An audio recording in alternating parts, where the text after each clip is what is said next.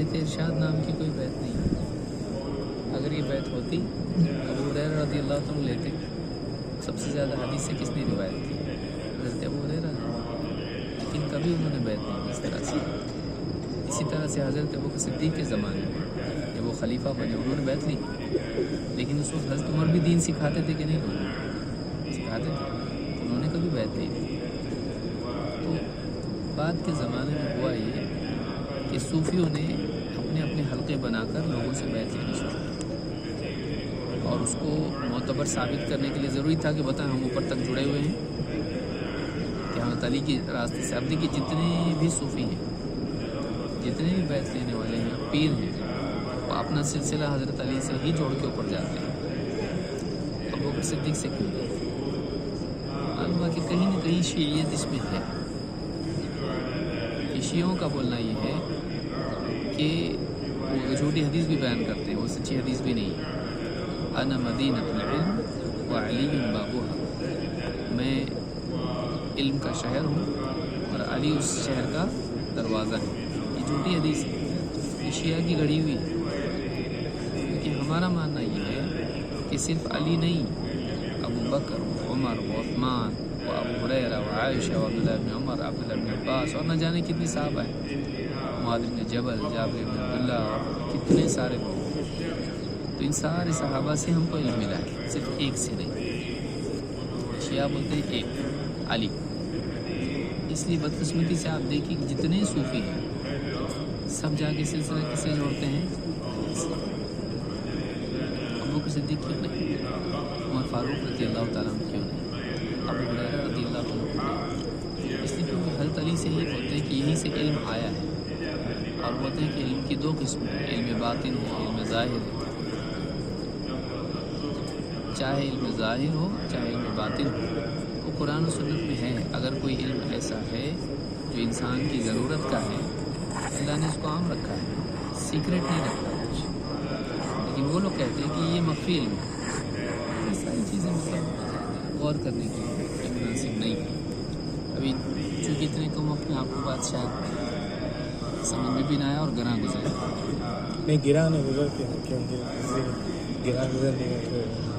بس یہ کہ میں چاہوں گا کہ آپ اس کو ایک بنیاد بنائیں کہ آج جو ہماری بات ہوئی اور اس پر غور کریں. اور اگر آپ کسی سے جا کے پوچھیں گے بھی، آپ پوچھیے جو علماء ہیں جن کو آپ سنتے ہیں مانتے ہیں ان سے پوچھیے. لیکن ان کی بات پر غور کریں کہ وہ پختہ بات کر رہے ہیں جو دلیل کی بنیاد پر ہے، یا بس لوری سنا کے سو جاؤ بول رہے ہیں. سب ہوتا ہی ہے کہ بعض اوقات اب بریلویوں کے پاس بھی آپ دیکھیے فاتحہ دینا ثابت ہے کہ نہیں ثابت ہے بول کے وہ کیا بولتے ہیں، ارے اتنے سارے لوگ دے رہے ہیں، پاگل ہیں کیا؟ اس طرح کی اتنی باتیں بولتے ہیں. لیکن ایک حق کا طالب ہے، سچا طالب ہوتا نہیں.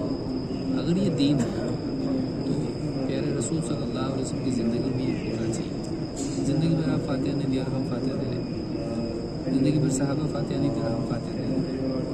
تو یہ طریقہ سوچنے کا صحیح ہے. اسی طرح سے اب صرف ہم کیا کرتے ہیں، صرف فاتحہ کو دیکھتے ہیں کہ وہ دوسری جماعت ہے. ایک انسان اپنے لوگوں کے بارے میں بھی سوچے. کیونکہ دیکھیے میرا عالم غلط ہو سکتا ہے، آپ کا عالم غلط ہو سکتا ہے، ان کا عالم غلط ہو سکتا ہے، جس سے اس کو عقیدت ہے، محبت ہے. اللہ اور اس کے رسول نعوذ باللہ غلط نہیں ہو سکتا. اللہ کی بات، رسول صلی اللہ علیہ وسلم کی بات غلط نہیں ہو سکتی. وہ پیمانہ ہے، عالم پیمانہ نہیں. کتنے دیوبندی بریلوی بن گئے، کتنے بریلوی دیوبندی بن گئے اور دوسرے بھی بن جاتے ہیں. تو وہ پیمانہ نہیں ہے. اللہ اور اس کے رسول کی بات پیمانہ ہے. چاہے آپ بولیں، میں بولوں، یہ بولیں، یہ بولیں، اگر کسی کی بھی بات اللہ اور اس کے رسول صلی اللہ علیہ وسلم کی بات کے مطابق ہے صحیح، نہیں تو نہیں. یہ بنیادی نقطہ اگر آپ پکڑ لیے زندگی میں انشاءاللہ بہت دفعہ ہوگا.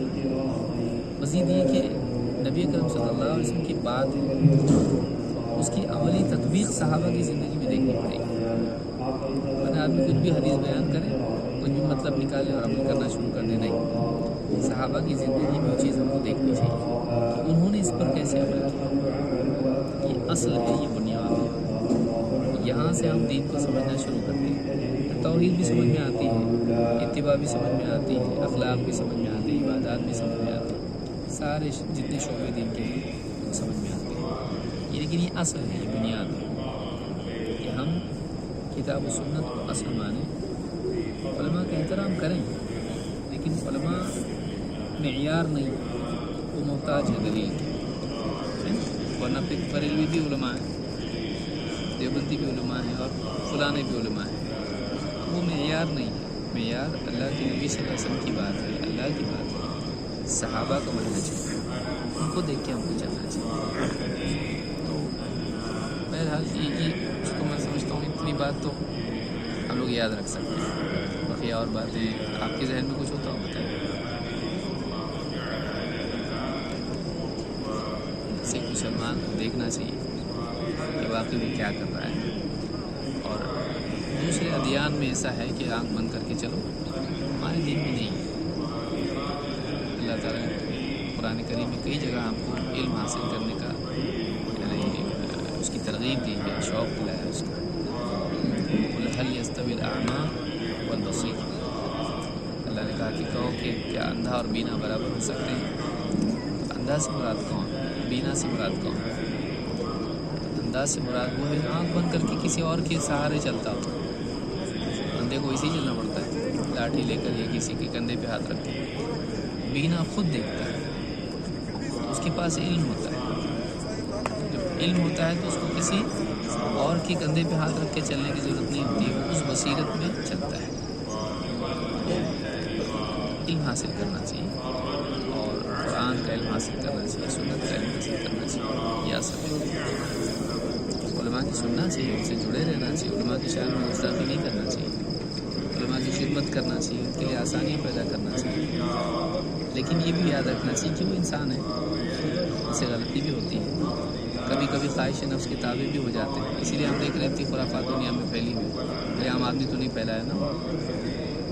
रज़ा खान साहब गड़बड़ करके गए ना, सारे लोगों को काम पे लगा दिए, ये सारी चीज़ें दरगाहों पे लगा दी लोगों को।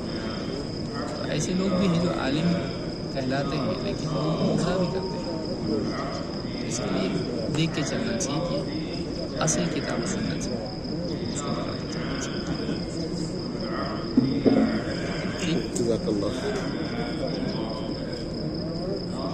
चलेंगे हम कुछ डाउट वगैरह तो तहकीक कीजिए इंशाअल्लाह। और करेंगे इंशाअल्लाह। बस इतनी छोटी मुख्तसर बात है।